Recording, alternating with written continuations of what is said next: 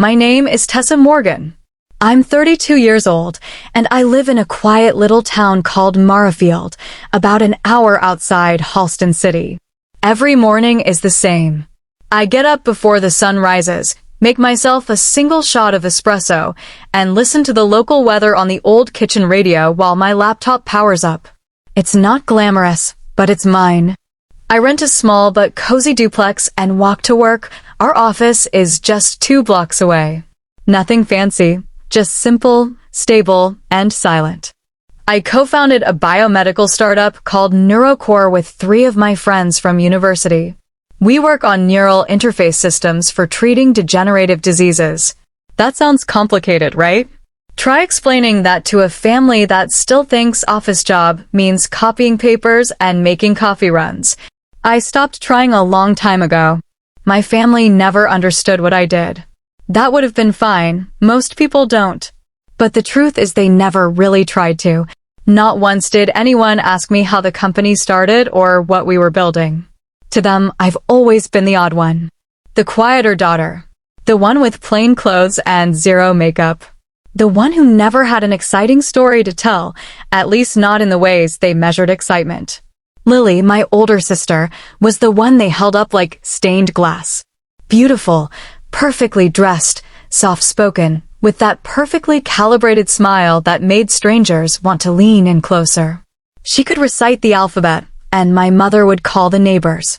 I built a patented diagnostic tool for early-stage Parkinson's, and they called it that computer thing Tessa works on. I used to wonder if maybe I was just too different. Maybe I didn't belong in their world of pastel blouses, salon appointments, and dinner parties. I was always the one behind the camera, not because I liked photography, but because nobody remembered to invite me in front of it. At family holidays, it became a routine. Guests would crowd around Lily. That dress is stunning. Lily, your new boyfriend's a financial advisor? Wow! And then a polite nod in my direction. Tessa's still doing her science thing, right?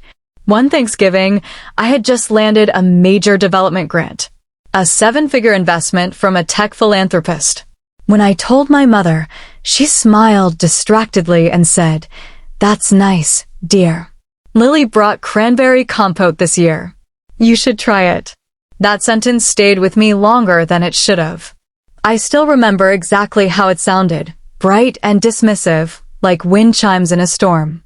Lily and I were never enemies. We just existed in parallel, her path lit by warm yellow lamps, mine by the flickering glow of a laptop screen. She was the main character. I was the footnote. You'd think I'd be bitter. But I wasn't. Not back then. I believed that maybe if I just kept working hard, kept showing up, stayed humble and quiet and helpful, they'd eventually turn and see me. Really see me. Not just as Lily's younger sister. Not just as the one who forgot to smile in the Christmas photo, but as Tessa, as someone who mattered. That belief kept me going for years. It made me pay for the broken water heater. It made me drive 3 hours to fix their Wi-Fi when I had a fever. It made me send monthly transfers to cover their utility bills because Dad's pension wasn't stretching far enough. They never asked me outright. They just hinted. And I took the hint. Lily's between jobs. You know how it is, Mom would say. If you could help, it'd really take the pressure off. And I helped. Quietly. Faithfully. Like family's supposed to. But one morning about a year ago, I realized something. I had a migraine so bad I couldn't get out of bed. I turned my phone on and saw 2 missed calls and a voicemail from Mom. "Tessa, the fridge is out again. Lily's not answering. Can you call someone? You're the only one left." The only one left. It sounded like a compliment. But it wasn't. It was a confession. It meant I wasn't the favorite. I wasn't the golden child. I wasn't the one they loved. I was the one who fixed things. That morning, I lay in bed and stared at the ceiling, the voicemail looping in my head. I wasn't the daughter they missed. I was the number they dialed when no one else picked up. Still, I brushed it off. Told myself I was overthinking. That families are messy, complicated. That they did care. They just didn't know how to show it. But you know what I've learned since then? Sometimes people do know how to show love. They just choose not to show it to you. I kept going, kept working, kept sending money, kept answering their late-night calls about burst pipes or unpaid bills or why the remote wouldn't work. Kept hoping they'd say something, anything, that would let me know they saw me. But the words never came. And all the while, Lily kept floating into family events in silk dresses with new arm candy and a dramatic story about switching careers or investing in skincare brands. And everyone cheered. Everyone clapped. And I kept nodding, kept smiling, kept wondering what it would take to matter in a room I helped keep warm. You ever felt that? That bone-deep ache of being there for everyone but knowing no one would do the same for you. That's where I was. Until the day everything changed. But that's a story for another chapter. For now, just know this. Before they cast me out for not being someone easy to explain, before I stopped paying for the house I wasn't welcome in, before the boyfriend Lily bragged about turned out to be my employee, I was just a daughter. A quiet one. The other one. The one who waited too long for someone to turn around and say, "You were enough." But no one did. So I stopped waiting. It was the third Saturday in March. My mother's birthday. And for the first time in my adult life, I didn't go home. I didn't order a gift. I didn't schedule a delivery. I didn't send a card, a text, or even a half-hearted voice note. I didn't pretend. I didn't perform. And I didn't apologize. At precisely 5 p.m., I sat on the wooden chair on my apartment balcony with a cup of peppermint tea and watched the fading sun stretch shadows across the neighboring rooftops. The sky was soft and pinkish blue. Somewhere down the block, someone was playing jazz on an old radio. And I sat there, not smiling, not sad, just still. That stillness didn't last long. At 5:17 p.m., my phone buzzed. A message from Mom. "Tessa, I think the power's out. Can you check for us? It's an important day." I stared at the screen. There was no "Hi, honey," just a demand dressed up as a question. I didn't reply. I didn't even open the thread. I just set the phone face down on the small cafe table beside me and sipped my tea. The peppermint was slightly too strong, but I welcomed the sharpness. It grounded me. Another buzz. This time from Dad. "Water's not running. Internet's down. Call the providers." Now, still no mention of our last conversation. No acknowledgement of what he'd said. No hint of regret. Just more commands, as if I were still their private assistant. I didn't need to look far to find the reason. They'd expected everything to work, because for 2 years it always had. I'd handled their bills, fixed their connectivity issues, even paid for emergency plumbing when their kitchen flooded. Quietly, without asking for credit. But not this time. 3 weeks ago, I had canceled every single automated payment. And now the birthday party they so carefully planned, the one I wasn't invited to because I'd be an awkward comparison, was collapsing in real time. By 6 p.m., the messages were streaming in like a storm. "Tessa, please, the oven won't work. Guests are arriving soon. Mom's about to cry. Can you just pay this month's electric again? Just for today. The Wi-Fi is dead and Claire can't connect her presentation to the TV. You're ruining everything." Ah, yes, there it was. The real reason I'd always been allowed in the room, to be the fixer. Not the daughter. Not the guest. The problem solver. I picked up my phone and opened the camera, not to take a photo, but to check the reflection in the dark screen. My face was calm, almost blank. I didn't recognize the woman looking back at me, but not in a bad way. For once, I didn't see the girl trying to be enough. I saw a woman who had finally stopped trying. The next buzz came from my sister. "Seriously? What's going on? The house is falling apart. Guests are here. Mom is crying in the kitchen." Followed by, "I can't believe you do this. On her birthday. Selfish much." I started typing a reply. My fingers moved quickly, as if they'd been waiting for this moment. 3 weeks ago, Dad told me not to come home because I was hard to explain. He said if I insisted, I shouldn't call him my father. I'm just doing what he asked. Then I paused. I stared at the blinking cursor, and I deleted the message. Not because it wasn't true, but because it didn't matter. They weren't listening. They never had. What would they hear, really? That I was hurt?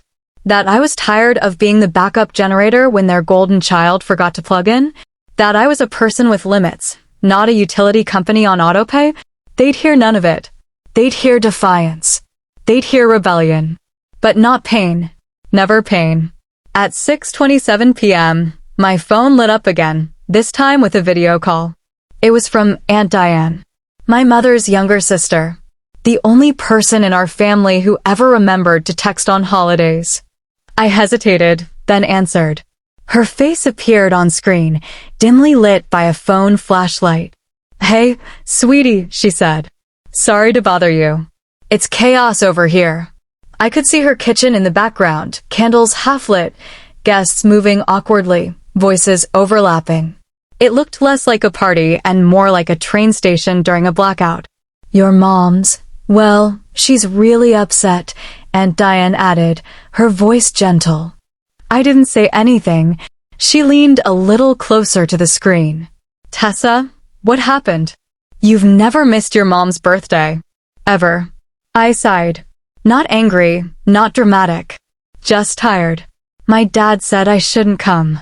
That I'd make things awkward. That I'd be hard to explain. He told me if I insisted, I shouldn't call him my father. Aunt Diane's face froze. Her lips parted. Her eyes blinked twice, fast. Before she could respond, a new voice cut through the background. "Diane? Who are you talking to?" The screen shifted. And then came a face I hadn't expected, a man in a crisp navy suit, standing just behind her with his brows slightly furrowed. Grayson Hale, Lily's boyfriend. The VIP guest of honor. The man I hadn't been good enough to meet. He leaned in and squinted at the screen. Then his eyes widened. "Tessa," he asked slowly like he was solving a riddle. And Diane turned the screen slightly toward him. "You know her?" she asked. Grayson swallowed. "You're Dr. Morgan." I nodded. He blinked. "The co-founder of Neurocore?" "Yes." He turned slowly to face the rest of the room, his voice barely above a whisper. "She's my direct superior." The silence that followed was cinematic. You could hear the collective gasp, the thump of something dropping, a clatter in the kitchen, and then nothing. Just air. My mother's voice came faintly from somewhere off-screen. "She's what?" Grayson glanced toward the sound, then back at the phone. "She's the one who approved my transfer to Boston." I held his gaze calmly. "Hope your introduction today goes well," I said softly. Then I ended the call. I didn't wait for their reaction. I didn't need it. That wasn't the point. The point was, for the first time, the truth had arrived without me raising my voice. They always assumed I was just some desk clerk at a science firm. They never asked. They never cared. Now, the man they were bending over backward to impress had just called me his boss. There was nothing left to say. I spent the rest of the evening listening to soft music and organizing my inbox. I didn't check my phone. I didn't post anything. I didn't share the story with anyone. But inside, something shifted. I wasn't happy. I wasn't smug. I wasn't vindicated. I just felt clear. Like I'd finally stepped out of a fog I hadn't even realized I was in. The next morning, I woke up to 12 unread messages. 3 from Lily. 4 from Mom. 1 from Dad. The rest from unknown numbers, probably cousins or family friends. Lily's first message was as expected. "You let that happen, didn't you? You could have warned me. Mom's been crying all night. Liam doesn't even know what to say. Don't you think that was cruel, Tessa?" Cruel. That word echoed. Not because it hurt, but because I realized they truly believed that I had orchestrated the collapse of their illusion. They thought I planned it, when all I did was stay home. I opened a reply box. Typed slowly. "I didn't do anything, Lily. I didn't call him. I didn't brag. I didn't show up." If a single truth was enough to ruin everything, then maybe it wasn't built on anything real. I hit send. An hour later, a new message arrived. This one from Mom. I never expected you to choose this way to get back at us. Get back. As if this was revenge. As if years of being ignored, dismissed, and used like a spare battery didn't count until I stopped performing. I didn't reply, because they weren't listening for truth. They were listening for excuses. And I had none. That night, I made myself a strong black coffee and walked onto the balcony again. The sky was darker this time, cloud-covered and heavy. But inside, I felt light. Because I hadn't yelled.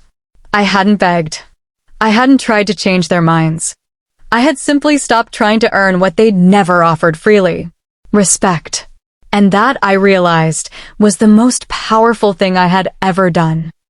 The day after the birthday blowout, after the blackout, the Wi-Fi crash, the frozen fridge, and the avalanche of texts, I woke up before my alarm. It was barely 6:30 a.m., and the light in my room was faint, grayish, the kind of light that makes everything feel quieter than usual. Stillness can be heavy sometimes. Other times, it can be sacred. I wrapped a blanket around my shoulders and stood by the window, looking down at the street below. A few dog walkers passed. One jogger in neon orange. The bakery across the block was just opening, the owner flipping the chalk sign to say, "Fresh baked by 8." Normally, I'd start my day by checking emails. But today, my phone buzzed first. A new notification from my work inbox. Subject, apology and goodbye from Grayson Hale.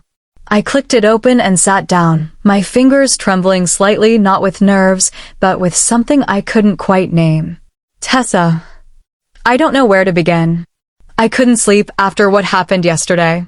I keep replaying it in my head, the candles, the outage, your face on that screen, the silence that fell over the room like a storm. I don't know what Lily or your parents told you about me, but I want you to know something. I'm not ashamed that you're her sister. I'm ashamed that I didn't see it sooner. That I let the image of your family fool me into thinking it was as perfect as they painted it. I respected you from the moment I read your work during my interview. And after yesterday, I respect you even more. You didn't say a word, but everything changed anyway. That kind of strength isn't taught. It's earned. I ended things with Lily. I told her this morning. I won't lie, it was messy. But I couldn't stay in a relationship that asks me to value a facade over a human being. And after meeting the person behind the silence, I realized I wanted no part of the noise. Thank you for how you handled everything. Quiet, clear, and honest. Grayson. I read it once, then again. I didn't smile. I didn't gasp. I just closed my eyes and breathed. I wasn't happy that Lily had been dumped. This wasn't revenge. I felt something else. Affirmed. Validated, maybe. Like I had spent years climbing an invisible mountain, and someone had finally said, I see it. It was real. You weren't imagining the weight. I waited a few minutes, then replied, Grayson, you don't need to apologize for seeing things late. We all do, sometimes. But you made the right choice. Not because it helps me, but because it honors who you are. I don't bring family into work, so don't worry about that. I'll treat you with the same professionalism and fairness as anyone else on my team. But I do hope you understand something important. Silence doesn't mean weakness. Sometimes, it's the loudest truth. Tessa. I hit send. It felt like closing a page in a book I didn't want to reread. But life, being the creature it is, rarely waits for clean closures. At 10:12 a.m., I got another message. Lily. Tessa, please. Can you talk to Grayson for me? He's misunderstanding everything. I stared at it for a long time. She hadn't said sorry. Not once. Not for the way she supported Dad disinviting me. Not for being silent when I was erased from the family portrait. Not for any of the years she'd basked in the light while I made sure the bulb stayed on. She wasn't reaching out to make amends. She was reaching out to use me. Again. I didn't respond immediately. I went to the office instead. Sat through a team meeting. Read over 3 budget proposals. Then, During my lunch break, I stood by the window of the conference room and typed slowly. Grayson didn't leave because of anything I said. He left because of who you are. And maybe, for the first time, he really saw it.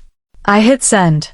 That message, I knew, would either ignite her rage or collapse her denial. I didn't care which. Because this time, I wasn't responding as the backup sister. I was responding as myself. At 3:22 p.m., she replied, "You're right, but I really don't want to lose him. I'll change. Please, just this once." My heart didn't twist. My stomach didn't sink. I just leaned back in my chair and stared at the ceiling. It wasn't about Grayson anymore. It never had been. This was about a family that had made their home inside one woman's image and treated anyone who didn't reflect it like clutter. That evening, I walked to the local park. It was just chilly enough to need a scarf. I sat on a wooden bench beneath a tree I'd never noticed before. Its bark was peeling, its branches bare, but it stood tall all the same. That was me now. Scarred, stripped, but upright. And for the first time in my life, I realized that healing isn't always loud or fast. Sometimes it just looks like sitting under a tired tree, breathing in clean air, and feeling like you don't owe anyone a single explanation for where you are. When I got home that night, I made pasta. Played an old playlist I hadn't touched in years. Not sad songs. Not revenge songs. Just music that felt like memory. Songs I used to hum while building NeuroCore with a team of underpaid, over-caffeinated idealists who believed we could change something. I looked around my apartment, the small framed sketches, the bookcase that leaned slightly left, the plant I forgot to water. It was all mine. Every piece. And for the first time in a very long while, I didn't wish I was anywhere else. I sat on the floor, leaned against the couch, and closed my eyes. That's when I understood something I hadn't been able to put into words until that very moment. Sometimes, all it takes is one person seeing you clearly to undo a lifetime of being overlooked. And that person doesn't even have to love you. They just have to respect you. Grayson had seen me. Not as Lily's sister. Not as a fill-in guest or the one with the complicated job. He'd seen me as Tessa Morgan. Co-founder. Boss. Woman. Person. He didn't praise me. He didn't romanticize me. He simply acknowledged me. And that, after 32 years of being cast in the background, was enough. A week passed. It felt like a ripple in still water, gentle at first, then gradually widening. No new messages from Lily. None from Mom. Not even a follow-up from Dad. Just a silence that was somehow louder than all the noise before it. I wasn't used to it. For years, I'd been conditioned to jump whenever my phone buzzed. Trained to respond, to patch, to fix. Like a well-behaved emergency contact in a family that only knew how to dial my number when something went wrong. But now? Nothing. I woke up early each morning, got dressed, brewed my coffee in silence, and walked to the office as usual. NeuroCore was in a scaling phase. We were onboarding new researchers, finalizing product roadmaps, navigating patents. My mind was full. My days were long. And still, the emptiness found ways to sneak in between meetings, in those quiet elevator rides, in the moments between sending an email and waiting for a reply. But I didn't fill it. I let the silence stretch. I let it echo. Then, on a quiet Tuesday afternoon, it broke. I was wrapping up a budget review when my phone lit up. Mom. The message was short. We're coming by. Just want to talk. I blinked. No question mark. No request. Just a declaration. We're coming by. At first, I thought about replying. No, you're not. But something in me paused. Maybe curiosity. Maybe closure. Maybe the stubborn part of me that still wanted to hear them say something, anything, that resembled an apology. So I left it alone. When the doorbell rang at 4:12 p.m., I was already seated on the couch, a glass of water in one hand, my laptop closed beside me. My heart wasn't racing. My hands didn't tremble. I felt still. I stood and looked through the peephole. there they were. Mom, holding a small canvas bag. Dad, standing stiffly beside her, arms folded. Both dressed like they'd come from church or maybe a bank meeting. Mom's expression was soft, tired. Dad's? Hardened steel. I opened the door and stepped aside. Come in, I said, voice neutral. They entered silently, like strangers in a museum. The apartment was warm, quiet, filled with the faint scent of cinnamon from a candle I'd forgotten I lit. Neither of them commented on the space. Mom's eyes moved around like she was looking for clues. Dad didn't look at anything. I poured 2 glasses of water, set them on the coffee table, and sat across from them. It took a full minute before anyone spoke. About your mom's birthday, Dad said finally. I said some things I shouldn't have. I raised an eyebrow. You told me if I showed up, I shouldn't call you my father. He didn't flinch. He just nodded. I was trying to protect your sister's moment. It came out wrong. I let the silence sit. Mom jumped in next. Claire's been a mess since the breakup. She's not sleeping. And your dad and we've been under a lot of stress. That's why we wanted to come by. We've thought things through. She reached into the bag and pulled out a neatly folded sheet of paper. Placed it on the table like it was a peace treaty. You're stable now. Your job is great. We were hoping you could help us with a small monthly contribution. Nothing major, around $2,000 a month. She smiled. Like it was a gift. Like she was offering me the chance to save them. Again. I stared at the paper. $2,000 a month. My father spoke quickly, as if afraid I'd protest. It's not much. Not for someone in your position. We raised you, Tessa. It's time you supported us in return. Something in me cracked, but it didn't break. I leaned forward slightly. What about Claire? Mom hesitated. She's not doing well. Work's shaky. She's heartbroken. We can't put that pressure on her right now. I let out a quiet, bitter laugh. So once again, I'm the one who can handle it, and she's the one who can't. They didn't answer. I reached for my phone, tapped the calculator, and typed in a number. $15,720. That's how much I've already paid in the past 2 years. Without a single thank you. Without a single birthday call in return. Dad shifted in his seat. You never told us you wanted thanks. Because love shouldn't be something I have to invoice. Silence. I took a deep breath. Here's my offer. I'll contribute the full amount. $2,000 a month. But Claire matches half. And both of you sign a legal contract that states, when you pass, all assets, house included, go to me. They stared at me like I'd spoken another language. Mom looked stunned. Dad looked like he'd been slapped. A contract, he barked. You want to put this in writing? Are you seriously giving your own parents conditions? I didn't blink. Not conditions. Boundaries. Principles. He stood up suddenly, palms slamming the table hard enough to make the glasses shake. We raised you. We fed you, clothed you, gave you a roof. And now you treat us like business partners? Unbelievable. I stayed seated. You didn't raise an ATM. And if you think raising me was some kind of investment that needs a return, we can calculate it line by line. But I won't pay for it with silence anymore. His face reddened. His jaw clenched. He looked like he wanted to scream. But Mom touched his arm gently. Let's go, she whispered. He huffed, turned, and stormed to the door. She followed quietly. I didn't say goodbye. I closed the door behind them. And then nothing. Just the breeze from the window, the fading scent of cinnamon, and the sense that another chapter had finally ended. After that day, they never reached out again. No calls, no letters, no explanations, not even a denial of what had happened in my living room. And I didn't chase them. I didn't feel guilty, because the truth was, I had been their fallback plan for too long.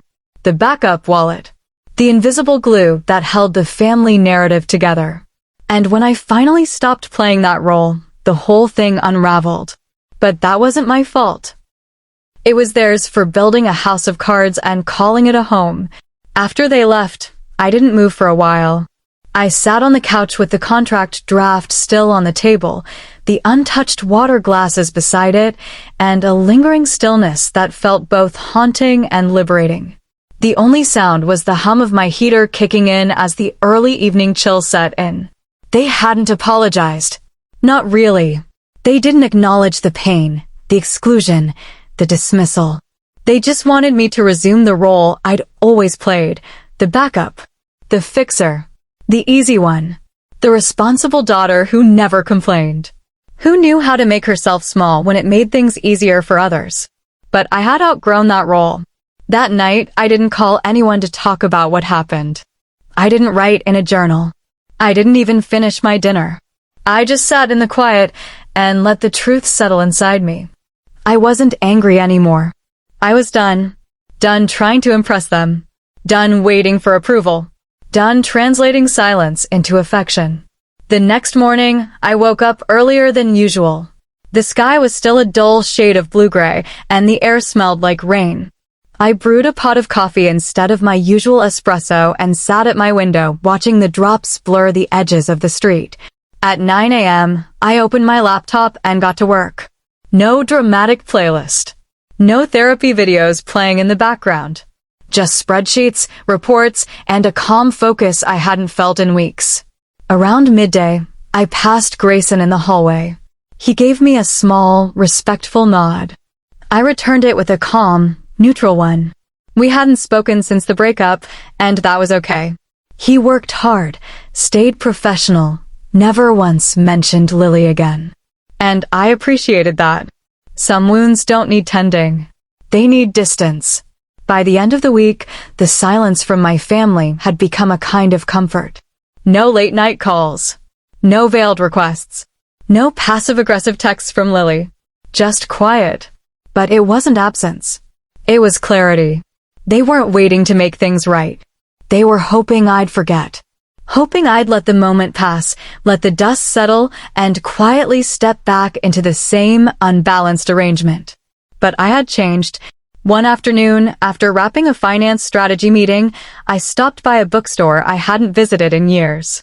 I used to love coming here when I was building NeuroCore, when every dollar was tight and I needed a distraction that didn't cost me more than $10. The place hadn't changed much. Same creaky floors, same hand-painted signs, same elderly woman behind the register who always wore floral scarves and smelled faintly of peppermint. I picked out a novel, something light, with no emotional baggage, and sat in the corner nook by the rain-flecked window. The simple act of reading for pleasure felt like rebellion. Like I was reclaiming a part of me I'd buried under deadlines, payments, and obligation. As I read, I felt it again, peace. That elusive, delicate thing I'd been chasing in other people's approval. And it wasn't coming from them. It was coming from the fact that I had chosen myself. 3 days later, I got a message from a cousin I hadn't spoken to in over a year. Hey, Aunt Diane told us what happened. Just wanted to say I'm sorry. I had no idea things were that bad. Honestly, you've always been the most impressive one, even if nobody said it. I didn't reply. Not because I didn't appreciate it, but because I didn't want to get pulled back into a cycle of selective empathy. I didn't need a medal for surviving the bare minimum. Still, it felt like a whisper of acknowledgement drifting across the void. Later that evening, while reviewing department onboarding proposals, I paused on one name I hadn't expected to see. Lena Morell, a former colleague from grad school, someone I'd once mentored briefly. She had applied for a communications strategist position. Her cover letter was strong.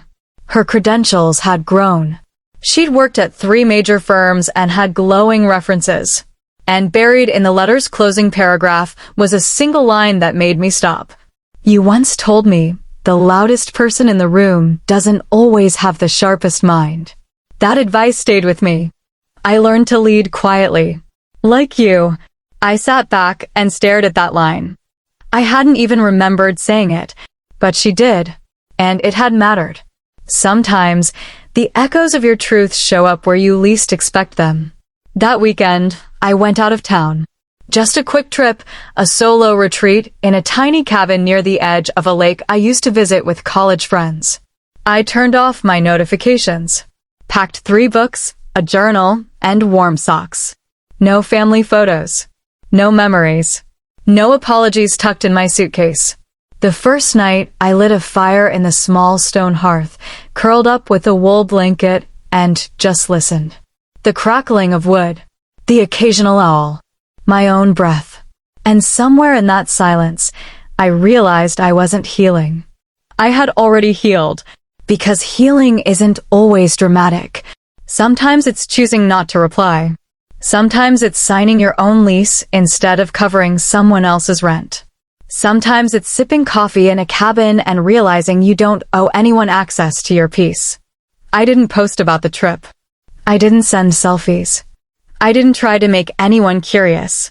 It was mine. When I returned to the city, there were 3 new voicemails from Lily, all left on the same day. The first was tearful, filled with self-pity. I didn't mean for it to go that far. I was just scared of being compared. I wanted to be seen too. Please call me back. The second was sharper. You're just proving what they all said. You think you're better than us now. Don't pretend this is about boundaries. This is punishment. The third was quiet. I don't know what you want me to say, but I'm sorry. Even if you never answer, I needed to say it. I didn't delete them. I didn't reply either. Because I wasn't looking for closure. I was already living it. It happened on a Sunday. One of those rare days where I didn't touch my laptop, didn't skim through quarterly updates, didn't scroll through performance dashboards or review investor memos. I slept in, brewed a cup of lavender tea instead of coffee, and wrapped myself in my softest sweater. The sky outside was gray but calm. No wind. No rain. Just stillness. By late afternoon, I had settled into the corner of my couch with a book I had started weeks ago but never finished. I was halfway through a chapter when I heard it, the doorbell. Not the buzzer. The bell. That sound was different. Personal. Intentional. I frowned, setting my book down. I wasn't expecting anyone. I rarely had visitors who didn't text first. For a moment, I thought it might be someone from the office. But no meetings were scheduled, and I hadn't shared my address outside of internal HR paperwork. I walked slowly to the door and looked through the peephole. My breath caught. It was them. My parents. Standing on the porch like they had just come from a funeral or a long, silent car ride where no one knew how to break the ice. Mom held a small bag. Her face was drawn, paler than usual. Dad stood beside her, arms crossed, his eyes darting around the porch, but never looking at the door. He hadn't changed a bit, still wearing that same windbreaker he'd had since I was in college, the one he refused to throw out. I stepped back and debated. Do I open it? Do I let them in? Do I pretend I'm not home? I opened the door. No greeting. No smile. Just an exhale. Mom spoke first. Hi, honey. Can we come in and talk for a bit? I stepped aside. They entered slowly, almost cautiously, as if unsure whether they were welcome, an irony that wasn't lost on me. I gestured toward the living room and poured them each a glass of water. No coffee, no tea. This wasn't a social visit. We sat in silence for a moment, the 3 of us surrounded by the gentle ticking of the wall clock and the occasional creak of my heating pipes. Dad broke the silence. Look, about your mother's birthday. I said things I shouldn't have. That again. I didn't respond. I waited. He cleared his throat, avoiding eye contact. I was frustrated, trying to keep the peace. I didn't mean what I said. I tilted my head. You said if I showed up, I shouldn't call you my father. That's not a slip of the tongue. That's a decision. Mom cut in. We didn't come here to fight. We came because Claire's struggling. She's been crying every day since Grayson left. Work's not going well. She's completely shut down. And there it was again. The pivot. The moment when the conversation stops being about the apology and starts being about what they need. I nodded slowly. So you're here because she's hurting? Mom nodded. Yes. And because, well, we need to talk about the future. She pulled a folded paper from her bag. Not a letter. Not an apology. A proposal. She laid it on the table like it was some kind of peace offering. We've thought about it. We're not as young as we used to be. Medical expenses, insurance, home maintenance. We need some help. Just a monthly contribution. Nothing crazy. $2,000 a month. She said it like it was a coupon. I didn't flinch. Why now? Dad spoke next. Because you're doing well, Tessa. And Claire, well, she's not. We don't want to push her. She's fragile right now. I stared at them. And I'm not? They both looked at each other. Then at me. I sat back, folded my arms, and let the silence stretch. Let me get this straight. You want me to give you $24,000 a year indefinitely. Claire contributes nothing. You keep your assets. And I, what? Get a pat on the head every third birthday. They blinked. Dad looked irritated. Don't be dramatic. We raised you. This isn't charity. It's family. That word, family, used like a crowbar. I leaned forward. Then here's my counterproposal. I'll contribute the full amount, $2,000 a month. But Claire has to match half, at least $1,000. And you both sign a legal agreement that states that when the time comes, the house and all assets go to me. The air shifted, heavied. Dad's face darkened. Mom's lips parted, then closed. A contract. Dad spat. Are you seriously putting conditions on helping your own parents? I'm putting principles. He stood up abruptly, voice rising. This is unbelievable. We gave you everything. And this is how you repay us? Like some stranger at a loan office. I stayed seated. You didn't give me everything. You gave me what you thought I deserved. And for years, I gave more than I was asked. Quietly. Consistently. Without ever being seen. Now I'm just asking to be acknowledged. Not just used. Mom stood too, tears brimming in her eyes. Let's go, she said, placing a hand on his arm.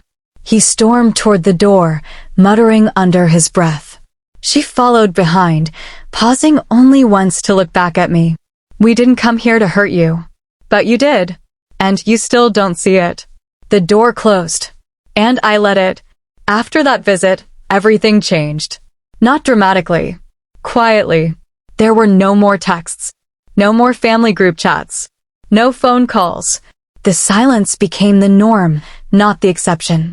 And I was okay with that. I stopped expecting apologies. I stopped rehearsing confrontations in my head. I stopped hoping they'd remember my birthday.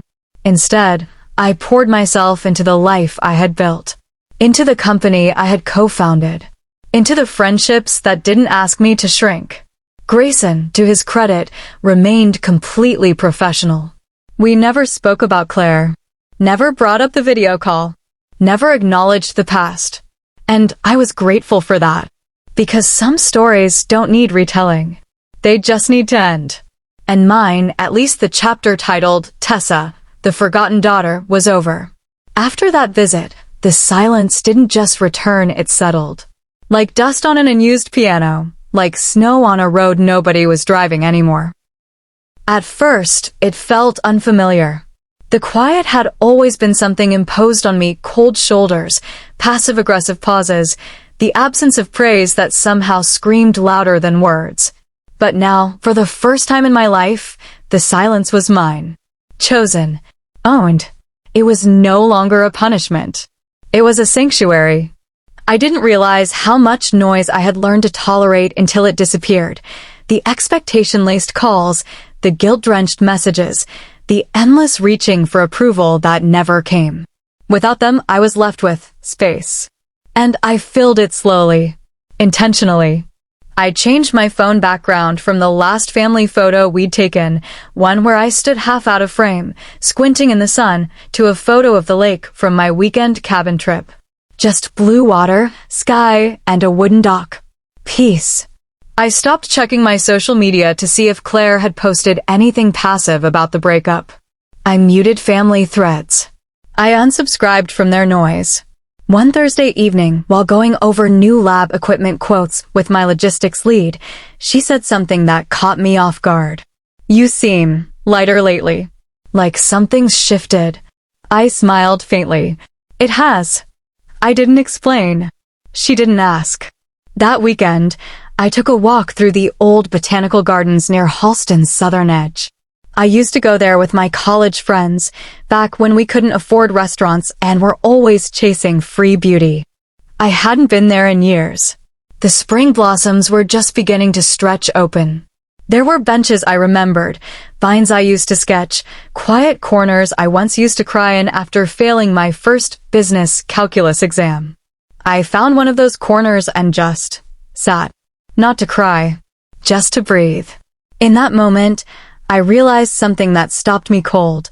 I had spent years waiting for my family to turn around, reach back, say they saw me.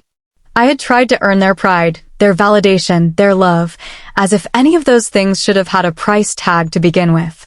And now? Now I didn't need them to look back. Because I wasn't behind them anymore. I was ahead.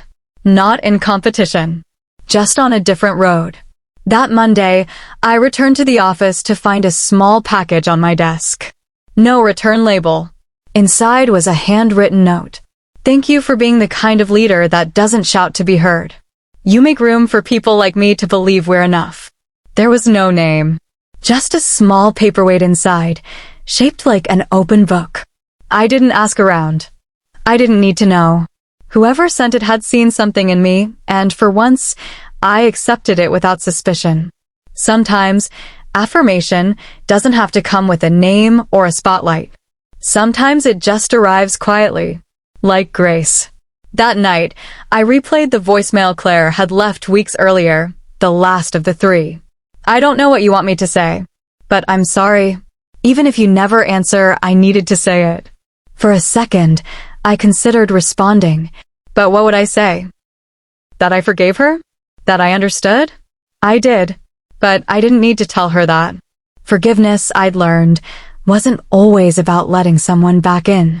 Sometimes, it was about setting them free and closing the door behind them. Quietly, kindly, permanently.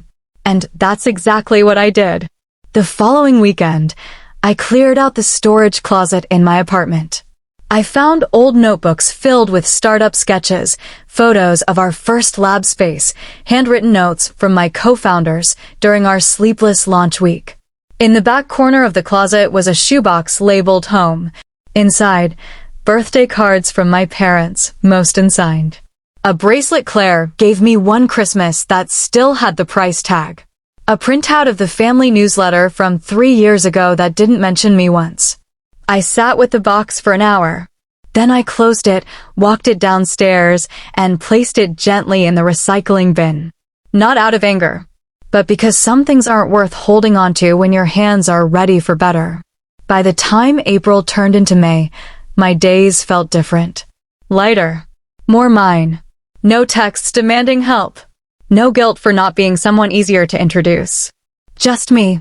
One morning, I bumped into Grayson in the elevator. You've changed the energy around here, he said with a half smile. In a good way. Or maybe I just stopped giving mine away for free, I said. He laughed. That too. We didn't say much else. But as he stepped out onto his floor, he turned and added, I meant what I said in the email. You didn't say a word, but everything changed. That kind of leadership? That kind of self-respect? People notice. Even when you think they don't. I nodded. Not with pride, but with understanding. Because maybe that's the truth I'd been waiting for someone to say all along. That I didn't need to scream to matter. That I didn't need to overextend to be loved.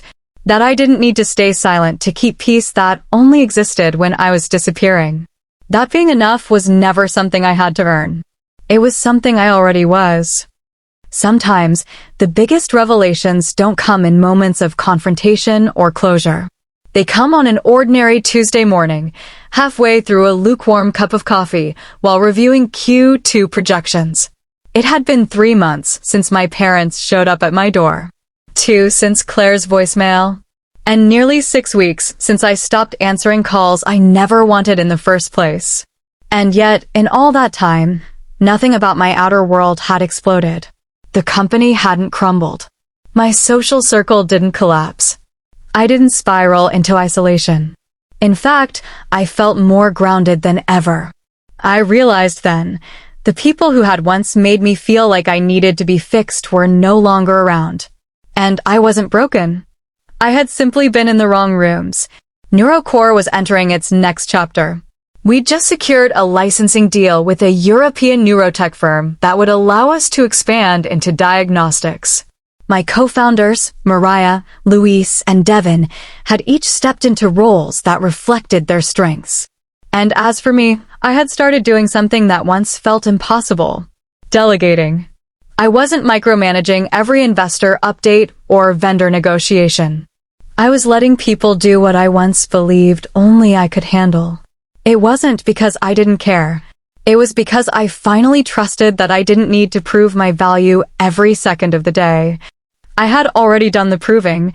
I was in the conference room when Lena, our newest communications strategist, gave a presentation about rebranding our external messaging.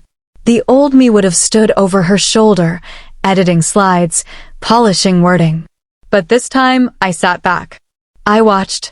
She was calm, clear, strategic. I realized, halfway through her presentation, that I had become someone people were willing to follow not because I commanded them, but because I no longer tried to convince them. When you stop seeking validation, your presence changes. You stop apologizing for existing. You take up space without asking. After the meeting, Lena caught up to me in the hallway. "I just wanted to thank you again," she said, "for letting me lead that." I smiled. "You didn't need permission. You earned it." She nodded, then hesitated. "You know," she said, lowering her voice, "I used to think leadership looked like being loud. Always visible. But working under you, it's different. You lead without taking the oxygen out of the room." I blinked. That one hit deeper than she knew. Because for years, I had been suffocated in rooms where the air belonged to someone else. Where I was told to lower my voice, adjust my tone, sit straighter, be softer. Now, the air was mine. And I had learned how to breathe in it. That weekend, I was invited to speak on a panel about women in biotech innovation. It was the kind of thing I used to turn down. Not because I wasn't qualified, but because I never felt welcome on a stage. I wasn't loud. I wasn't polished. I wasn't charming in the way that draws applause from strangers. But I said yes. I wore a dark green blazer, simple slacks, no jewelry except for the watch my co-founders gave me when we hit our first $1 million in revenue. The panel began. The moderator asked each of us to share what we'd learned about leadership through challenge.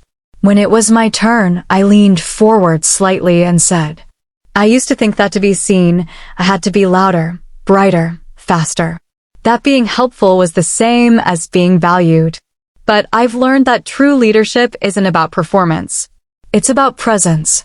It's about how you carry yourself when no one's clapping. It's about the impact you make when you're not even trying to impress." The room went quiet. Not in an awkward way. In a listening way. After the panel, several people approached me. A woman in her 50s said, "You made me feel like I didn't waste the last 20 years trying to be smaller so others could feel bigger." A young man who introduced himself as a research associate said, "You're the first person I've heard say that soft power matters." Thank you. That night, I didn't post a recap or share a photo. I didn't need the world to clap. Because for the first time, I had clapped for myself. On Monday morning, I arrived at the office to find a note slipped under my door. "Tessa, you probably get this all the time, but I wanted you to hear it from me. You've created something rare here. Not just a company, but a culture. People breathe easier around you. That's not a small thing. That's everything. Jared, lab tech intern." I stared at it for a moment. Then I pinned it to my corkboard beside the list of milestones we'd hit this quarter. I had once thought success looked like a framed degree or a family that finally said, "We're proud of you." But now I saw it clearly. Success looked like waking up without dread. It looked like people trusting you with their ideas because you made them feel safe. It looked like not jumping every time your phone rang. It looked like walking into a room and knowing you didn't have to prove you belonged. It looked like peace. The kind you don't borrow. The kind you own. I used to think the hardest part of life was deciding when to fight. But now I know the hardest part is knowing when to walk away. Not out of anger. Not out of bitterness. But because staying would mean betraying yourself. It was late summer by the time I realized I hadn't thought about Claire in weeks. Not intentionally. Not as an act of resistance. It just stopped happening. I wasn't checking her updates, wondering who she was dating, or worrying about whether she was back in good standing with our parents. I didn't rehearse future arguments or daydream about her apology. My mind, once so crowded by family tension, felt like a room that had finally been decluttered. And in that open space, new things had taken root. Joy, peace, gratitude. Not the flashy kind. The steady, quiet kind that shows up when you live a life that feels like your own. One evening, after a long day of meetings and calls, I took a walk through my neighborhood. The sun was just beginning to dip beneath the rooftops, casting golden light across the pavement. Kids were drawing chalk pictures on the sidewalk. A teenager was strumming a guitar from their porch. And I thought, this is enough. Not because it was perfect, but because I had stopped waiting for someone else to hand me permission to feel okay. When I got home, there was a letter in my mailbox. Handwritten. No return address. I opened it carefully, expecting a note from a former colleague or maybe a student I'd mentored. But it wasn't that.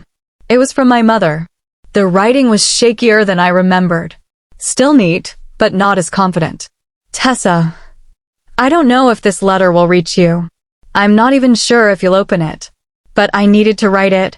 Your father's health hasn't been great lately. Nothing urgent. But enough to make me think about time. And about you. You were always the one I relied on without realizing I was relying. The one who never asked for applause but carried everything quietly. I don't know when we stopped seeing you. Maybe we never really started. I won't ask you to come home. I won't ask for money. I won't ask for anything. I just wanted to say, I'm sorry. For not showing up. For not protecting you. For letting others decide your worth while I stood by. You didn't deserve that. Love, always, Mom. I sat down at the kitchen counter with the letter in my hands. I didn't cry. Not because it didn't move me, but because I had already done the crying years ago. And now? Now it felt like acknowledgement. Not repair. Not redemption. Just recognition. And that was enough. I didn't write her back. Not right away. I waited. Let it settle. A week later, I wrote a short letter. Mom, thank you for your letter. I received it. I read it more than once. I don't hold hate in my heart. I never have. But I have boundaries now. I have peace. And I won't trade either one for a relationship built on guilt or obligation. If we are to speak again, it will be with respect. With honesty. Without the weight of old roles. Tessa, I didn't expect a reply. And that was okay. Because I didn't write it for closure. I wrote it for me. To say, finally and fully, that I could be kind without being a doormat. Forgiving without being foolish. Open without being available for misuse. That fall, I gave a keynote at an international medical ethics summit. It wasn't about my company or the latest diagnostic tool. It was about the invisible weight women carry when they're expected to be everything to everyone and how that expectation crushes innovation, identity, and health. After my talk, a woman in her 60s came up to me, her voice trembling. I'm just now learning how to say no. You made me feel like it's not too late. I nodded, holding back tears. It never is. 2 weeks later, I hosted a small dinner at my place. Just close friends, people who had seen me in my worst moments and never used it against me. We sat around a table with mismatched plates and takeout from 3 different places. We laughed. We toasted. We talked about books, not betrayals. And at one point, Mariah turned to me and said, "Do you realize how much lighter you are now? You don't flinch anymore when your phone rings." She was right. That was the real measure. Peace doesn't always look like quiet rooms and yoga classes. Sometimes peace is just not flinching. Not panicking. Not rehearsing how to explain your worth. Sometimes peace is sitting at your own table, surrounded by people who see you, and knowing deep in your bones you didn't lose anything by walking away from those who didn't. You found everything.